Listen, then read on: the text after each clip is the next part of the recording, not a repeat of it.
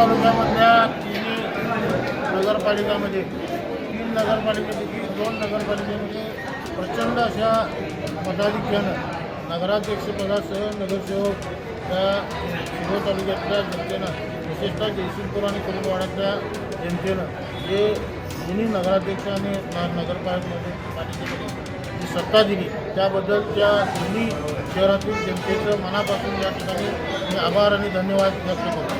खरं म्हणजे महायुती ही एकसंघ लढावी अशी आमची भूमिका होती, पण ते झालं नसल्यामुळं काही शिरोळमध्ये काही प्रमाणामध्ये काही थोड्या मतामध्ये आमच्या त्या गेल्या, पण इथनं पुढच्या काळामध्ये ह्या